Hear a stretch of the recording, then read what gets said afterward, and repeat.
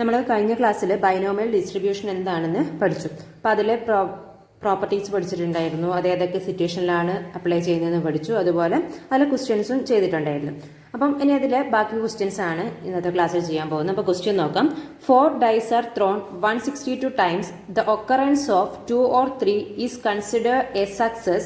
In how many throws do you expect? First one, exactly 2 success. Second one, at least 1 success. ഇവിടെ നമ്മളോട് പറഞ്ഞിട്ടുള്ളത് 4 dyes 162 ടൈംസിൽ എന്ത് ചെയ്യുന്നു, thrown ചെയ്യുന്നു.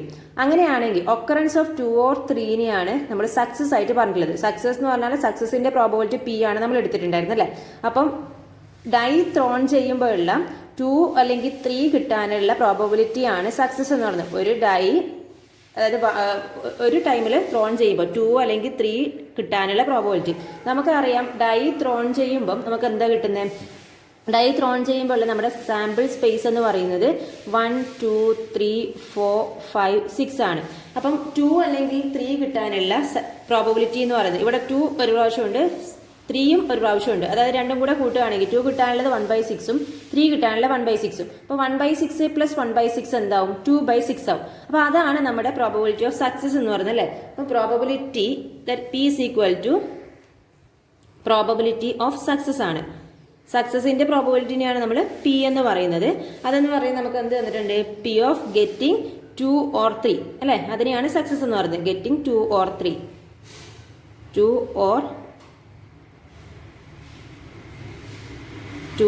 3 അപ്പം നമുക്കറിയാം ഇവിടെ 2 അല്ലെങ്കിൽ 3 കിട്ടാനുള്ളത് 1/6 plus 1/6 that is equal to 2/6 equal to 1/3 എന്ന് വരുന്നു അല്ലെ. ഇനി നമുക്ക് നമ്മളോട് ക്വസ്റ്റ്യനിൽ പറഞ്ഞിട്ട് എന്താണ്? In how many throws do you expect, അതായത് എത്ര ത്രോസിലാണ് എക്സാക്ട്ലി 2 സക്സസ് കിട്ടുന്നത്, അതുപോലെ എത്ര ത്രോസിലാണ് അറ്റ്ലീസ്റ്റ് 1 സക്സസ് കിട്ടുന്നതാണ് നമ്മളോട് ക്വസ്റ്റ്യൻ. നമ്മൾ ഇത്രയും കഴിഞ്ഞ ക്ലാസ്സിലൊക്കെ ചെയ്തത് പ്രോബബിലിറ്റി കണ്ടുപിടിക്കാനായിരുന്നു അല്ലെ. ഇവിടെ എന്താണ്? അതിന്റെ നമ്പർ ഓഫ് ടൈംസ്, അതായത് എത്ര ത്രോസിലാണ് നമ്മൾ ആ ഒരു ഈ പറയുന്ന പ്രോബബിലിറ്റി നമുക്ക് കിട്ടുന്നത്. അപ്പോൾ ഈ നമ്പർ കാണാൻ വേണ്ടിയിട്ട് എത്ര ത്രോസിലാണ് നമുക്ക് കിട്ടുന്നത് എന്നുള്ളത് കാണാൻ വേണ്ടി നമ്മൾ എന്ത് ചെയ്യുക? ആദ്യം പ്രോബബിലിറ്റി കാണാം. ബൈനോമിയൽ ഡിസ്ട്രിബ്യൂഷൻ ഉപയോഗിച്ചിട്ട് ആദ്യം പ്രോബബിലിറ്റി കാണാം. ഇതൊരു ബൈനോമിയൽ ഡിസ്ട്രിബ്യൂഷൻ ആണ്. കാരണം എന്താണ്? എൻ നമുക്ക് തന്നിട്ടുണ്ട് 4 ആണ്. 4 എന്ന് പറയുന്നത് ഫൈനൈറ്റ് ക്വാണ്ടിറ്റി ആണ്. അതുപോലെ സക്സസും ഉണ്ട് ഫെയിലറും ഉണ്ട്. അതുകൊണ്ട് തന്നെ നമുക്ക് ബൈനോമിയൽ ഡിസ്ട്രിബ്യൂഷൻ ആണെന്ന് പറയാൻ പറ്റും. അപ്പോൾ നമ്മൾ എന്ത് ചെയ്യാം? ബൈനോമിയൽ ഡിസ്ട്രിബ്യൂഷന്റെ ആ ഇക്വേഷൻ വെച്ചിട്ട് നമ്മൾ ആദ്യം പ്രോബബിലിറ്റി കാണാം. എന്നിട്ട് അതിന്റെ എത്ര പ്രാവശ്യം എന്നുള്ളത് എന്ത് ചെയ്യുക? ഈ പ്രോബബിലിറ്റീനെ ഈ തന്നിട്ടുള്ള 162 ടൈംസ് ആണല്ലോ നമ്മൾ ത്രോൺ ചെയ്യുന്നത്. ആ 162 കൊണ്ട്, അതായത് അതിന്റെ ഫ്രീക്വൻസി കൊണ്ട് മൾട്ടിപ്ലൈ ചെയ്യാം. അപ്പം ഇവിടെ നമ്മൾ പി കണ്ടുപിടിച്ചു. പി ഈക്വൽ ടു 1/3 കണ്ടുപിടിച്ചു. ക്യൂ എന്ന് പറയുന്നത് എന്താണ്? Q is equal to 1 - P ആണ് അല്ലേ. അപ്പം ഇത് ഇവിടുന്ന് എന്ത് കിട്ടും? പി നമുക്കറിയാം 1 - 1/3 that is equal to 1 × 3 minus, അതായത് ക്രോസ് മൾട്ടിപ്ലിക്കേഷൻ ചെയ്യാം. 1 × 3 3 - 1 ഡിവൈഡഡ് ബൈ 3 എന്ന് വരും. അതായത് 3 - 1 divide by 3 that is equal to 2/3 എന്ന് ആൻസർ കിട്ടും. ഇനി നമുക്ക് എന്താണ്? ഇവിടെ സ്മോൾ n നമുക്ക് തന്നിട്ടുണ്ട്. എത്ര ഡൈസ് ആണ് ത്രോൺ ചെയ്യുന്നത്? 4 ഡൈസ്. അപ്പം n is equal to 4. ഇവിടെ 162 ടൈംസ് എന്ന് പറയുന്നത് എന്താണ്? അതിന്റെ ഫ്രീക്വൻസി ആണ്. അതിന് നമ്മൾ ക്യാപിറ്റൽ n കൊണ്ടാണ് ഡിനോട്ട് ചെയ്യുക, 162. ഇനി നമുക്ക് ക്വസ്റ്റ്യനിലേക്ക് കിടക്കാം. എന്താണ്? ഹൗ മെനി ത്രോസിൽ, എത്ര ത്രോസിലാണ് ഈ രണ്ട് ഇതും പോസിബിൾ ആവുന്നത് അല്ലെ.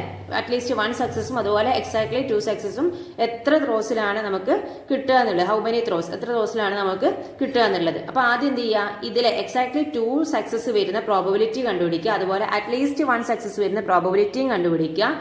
ഇതിന്റെ പ്രോബബിലിറ്റി കണ്ടുപിടിച്ചതിന് ശേഷം അതിന്റെ ഫ്രീക്വൻസി ആയിട്ടുള്ള n കൊണ്ട് മൾട്ടിപ്ലൈ ചെയ്തിട്ടുണ്ടെങ്കിൽ എത്ര ത്രോസിലാണ് നമുക്ക് കിട്ടുന്നതെന്ന് മനസ്സിലാവും. അപ്പൊ എന്ത് ചെയ്യുക? ആദ്യം തന്നെ ഇതിന്റെ പ്രോബബിലിറ്റി കണ്ടുപിടിക്കണം. അപ്പൊ ഞാൻ ആദ്യം probability of exactly, first one probability of exactly 2 success ആണ്. അപ്പം പ്രോബബിലിറ്റി ഓഫ് എക്സാക്ട്ലി 2 സക്സസ് അത് ചെയ്യുന്നു. നമുക്കറിയാം എക്സാക്ട്ലി 2 സക്സസ് എന്ന് പറയുമ്പോൾ എന്താണ്? എക്സ് ഇവിടെ 2 ആണ് അല്ലെ. എക്സാക്ട്ലി 2 സക്സസ് എന്ന് ഉദ്ദേശിക്കുന്നത് probability of X is equal to 2 ആണ് കണ്ടുപിടിക്കേണ്ടത്. പ്രോബബിലിറ്റി ഡിസ്ട്രിബ്യൂഷന്റെ എന്തായിരുന്നു അതിന്റെ ഇക്വേഷൻ? നമ്മൾ ഇന്നലെ ക്ലാസ്സിൽ പറഞ്ഞതാണ്. NCX P raised to x Q raised to n minus x ആണ്. ഇവിടെ x 2 ആണ്. Therefore P of x is equal to 2 equal to P 2 ആണ്, n 4 ആണ്,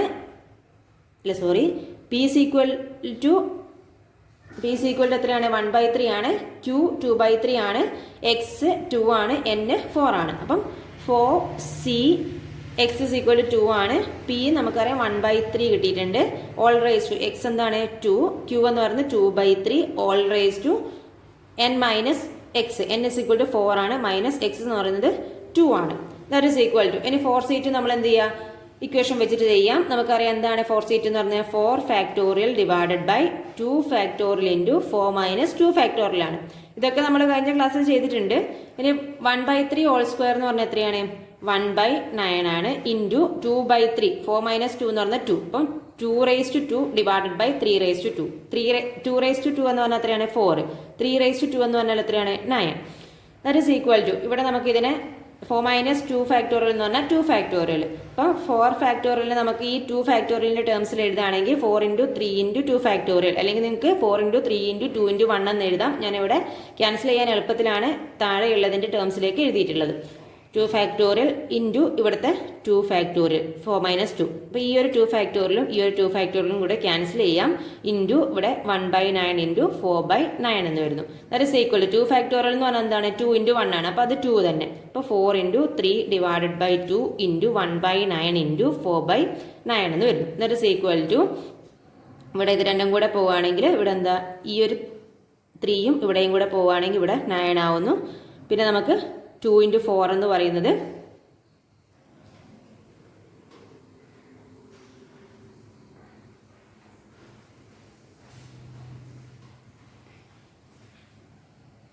8 എന്ന് കിട്ടുന്നു. അതുപോലെ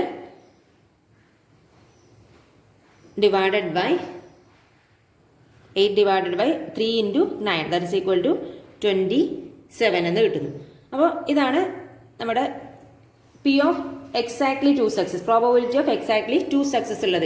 ഇനി നമുക്ക് അതിൻ്റെ ക്വസ്റ്റ്യനിൽ പറഞ്ഞുള്ളത് ഹൗ മെനി ത്രോസ്, എത്ര ത്രോസിലാണ് നമുക്ക് എക്സാക്ട്ലി 2 സക്സസ് എക്സാക്ട്ലി 2 സക്സസ് കിട്ടുന്നത് എന്നുള്ളതാണ് നമ്മുടെ ക്വസ്റ്റ്യൻ. അപ്പോൾ എന്താ അതിൻ്റെ എത്ര എണ്ണം എന്നുള്ളത് നമ്മൾ കണ്ടുപിടിക്കണം. അതിനുവേണ്ടി നമ്പർ ഓഫ് ത്രോസ് കണ്ടുപിടിക്കണം. Throws in which exactly 2 success, exactly 2 success. ഇപ്പോൾ പറഞ്ഞു എന്താണ് ഈ പ്രോബബിലിറ്റീനെ എന്ത് ചെയ്യുക, അതിലെ ടോട്ടൽ ഫ്രീക്വൻസി ആയിട്ടില്ല, അല്ലെങ്കിൽ അതിലെ നമ്പർ ഓഫ് ടൈംസ്, എത്ര ടൈംസ് ആണ് നമ്മൾ ത്രോൺ ചെയ്യുന്നത് എന്നുള്ളത് അത് നമുക്ക് തന്നിട്ടുണ്ട് 162. അതിനെ കൊണ്ട് മൾട്ടിപ്ലൈ ചെയ്യാം. അപ്പോൾ എന്താണ് പ്രോബബിലിറ്റീനെ നമുക്ക് കിട്ടി, ഈ പ്രോബബിലിറ്റീനെ ഇൻറ്റു ക്യാപിറ്റൽ എൻ ഫ്രീക്വൻസി ആയിട്ട് മൾട്ടിപ്ലൈ ചെയ്യാം. അപ്പം പ്രോബബിലിറ്റി 8/27 കിട്ടിയിട്ടുണ്ട്. എൻ എന്ന് പറയുന്നത് 162 ടൈംസ് ആണ്. അപ്പം അതും കൂടെ മൾട്ടിപ്ലൈ ചെയ്യാം. അപ്പം അത് മൾട്ടിപ്ലൈ ചെയ്ത് കഴിയുമ്പം നമുക്ക് ആൻസർ 48 എന്ന് കിട്ടും. 48 ടൈംസ് ത്രോൺ ചെയ്യുമ്പോഴാണ് നമുക്ക് എക്സാക്ട്ലി 2 സക്സസ് കിട്ടുക. പിന്നെ അതേപോലെ നമുക്ക് എന്താണ് രണ്ടാമത്തെ ക്വസ്റ്റ്യൻ എന്തായിരുന്നു, അറ്റ്ലീസ്റ്റ് 1 സക്സസ് അല്ലേ. രണ്ടാമത്തെ ക്വസ്റ്റ്യനിൽ അറ്റ്ലീസ്റ്റ് 1 സക്സസ്. അറ്റ്ലീസ്റ്റ് 1 സക്സസ് എന്ന് പറയുമ്പോൾ നമുക്കറിയാം അറ്റ്ലീസ്റ്റ് 1 ഒന്നെങ്കിലും ഉണ്ടായിരിക്കണം. ഇവിടെ 4 ഡൈസ് ആണ് ത്രോൺ ചെയ്യുന്നത്. അപ്പോൾ ഒന്നെങ്കിലും ഉണ്ടായിരിക്കണം എന്ന് പറയുമ്പോൾ എന്താ 1 ആവാം, 2 ആവാം, 3 ആവാം, 4 ആവാം. അപ്പോൾ അങ്ങനെ വേണമെങ്കിൽ നമുക്ക് ചെയ്യാം. Probability of X equal to 1 plus probability of X equal to 2 plus probability of X equal to 3 plus probability of X equal to 4. അതുപോലെ ചെയ്യാം. അപ്പോൾ നമ്മളെല്ലാം കൂടെ കാണണ്ടേ, ഓരോന്നും കാണണം. അതിന് പകരം അറ്റ്ലീസ്റ്റ് 1 എന്ന് ഉദ്ദേശിക്കുമ്പോൾ നമ്മൾ എപ്പോഴും ടോട്ടലിനകത്ത് എന്ത് ചെയ്യുക, ഒന്നും എക്സിസ്റ്റ് ചെയ്യാതെ മൈനസ് ചെയ്താൽ പോരെ. അതായത് ഒന്നെങ്കിലും വേണമെന്നാണ്. അപ്പോൾ ടോട്ടലിനകത്ത് ഒന്നും ഇല്ലാത്തതിനെ മൈനസ് ചെയ്താലും മതി. അല്ലെങ്കിൽ ഞാൻ നേരത്തെ പറഞ്ഞ പോലെ 1-ന്റെയും 2-ന്റെയും 3-ന്റെയും 4-ന്റെയും ഒക്കെ കണ്ടിട്ട് ആഡ് ചെയ്തിട്ട് പോവുകയും ചെയ്യാം. അതിൽ ഏത് വേണമെങ്കിൽ നിങ്ങൾക്ക് ചെയ്യാം. ഞാനിപ്പോൾ ഇവിടെ ചെയ്യാൻ പോകുന്നത് അറ്റ്ലീസ്റ്റ് 1 എന്നുള്ളത് ടോട്ടൽ പ്രോബബിലിറ്റി ആയ 1 പ്രോബബിലിറ്റി ഓഫ് നോ സക്സസ്, അതായത് probability of no success minus ചെയ്തിട്ടുണ്ടെങ്കിൽ ടോട്ടൽ പ്രോബബിലിറ്റിൻ്റെ അകത്ത് probability of no success minus ചെയ്താൽ നമുക്ക് എന്ത് കിട്ടും, അറ്റ്ലീസ്റ്റ് 1 സക്സസ് കിട്ടും. നോ സക്സസ് എന്ന് പറയുമ്പോൾ എന്താണ്, എക്സ് ഇസ് ഈക്വൽ ടു 0. അപ്പം 1 minus probability of X is equal to 0 that is equal to 1 minus of ഇതിന് എന്ത് ചെയ്യുക, ആ ഇക്വേഷൻ അപ്ലൈ ചെയ്യുക. എൻ സി എക്സ്, എൻ എന്ന് പറയുന്നത് എത്രയാ, എൻ ഈക്വൽ ടു 4 ആണ്, സി എക്സ് ഇവിടെ 0 ആണ്, into P raise to, P എന്ന് പറയുന്നത് എത്രയായിരുന്നു 1/3 ആണ്, ഓൾ റേസ് ടു എൻ എന്ന് എക്സ് എന്ന് പറയുന്നത് 0 ഇൻറ്റു ക്യൂ എന്ന് പറയുന്നത് 2/3 ഓൾ റേസ് ടു 4 - 2 എന്ന് വരുന്നു.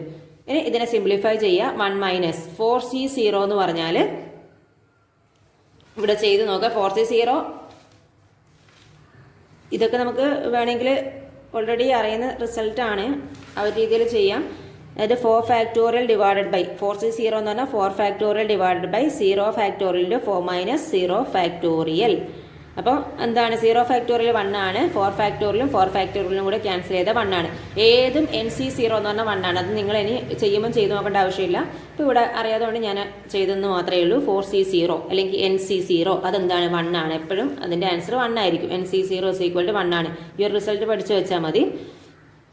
Into 1/3 whole raise to 0. ഏതൊരു വാല്യൂ റേസ് ടു 0 ആണെങ്കിൽ അതിൻ്റെ ആൻസർ 1 ആയിരിക്കും. പിന്നെ 2/3 ഓൾ റേസ് ടു 2 അല്ലേ. 4 മൈനസ് 2 എന്ന് പറഞ്ഞാൽ ഓൾ റേസ് ടു 2. അപ്പോൾ 2 സ്ക്വയർ എന്ന് പറഞ്ഞാൽ 4 ഡിവൈഡഡ് ബൈ 3 സ്ക്വയർ എന്ന് പറഞ്ഞാൽ 9.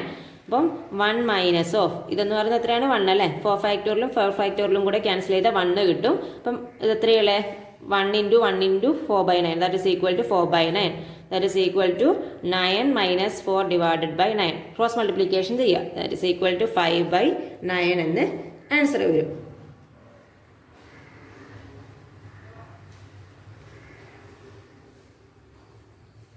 സോറി ഒരു മിനിറ്റ്. അതായത് നമ്മുടെ ഒരു ചെറിയൊരു മിസ്റ്റേക്ക് പറ്റിയിട്ടുണ്ട്. n-x അല്ലേ. എക്സ് ഇവിടെ 0 അല്ലേ. ഞാൻ നേരത്തെ ക്വസ്റ്റ്യനിൽ വിചാരിച്ചിട്ടാണ് x 2 എന്ന് എടുത്തത്. സോറി, അത് മാറ്റാം. x 0 ആണ്. അപ്പോൾ 4 മൈനസ് 0 എന്ന് വരുന്നു. അതായത് 2⁴.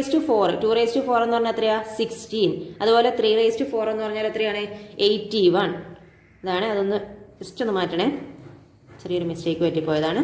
That is equal to 1 minus of ഇത് 4 factorial by 4 factorial 1 into 1 into 16 divided by 81 എന്ന് വരുന്നു. That is equal to 1 minus 16 divided by 81 equal to എന്ത് ചെയ്യുക, ഇതിനെ ക്രോസ് മൾട്ടിപ്ലിക്കേഷൻ ചെയ്യുക. 81 മൈനസ് 16 ഡിവൈഡഡ് ബൈ 81 എന്ന് വരുന്നു. That is equal to 65 divided by 81 എന്ന് ആൻസർ വരുന്നു. അപ്പോൾ ഇതിൽ എന്തെങ്കിലും ഡൗട്ട് ഉണ്ടെങ്കിൽ ചോദിക്കാം. അപ്പോൾ ഇത്രയും നമ്മൾ പ്രോബബിലിറ്റി കണ്ടുപിടിച്ചു. ഇനി നമുക്ക് എന്താണ് നമ്പർ ഓഫ് ത്രോസ് ആണ് കണ്ടുപിടിക്കേണ്ടത്. Therefore number of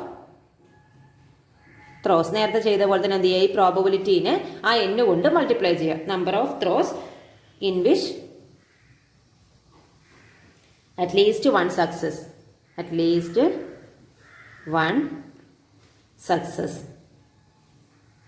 that is equal to ഈ കിട്ടിയ പ്രോബബിലിറ്റി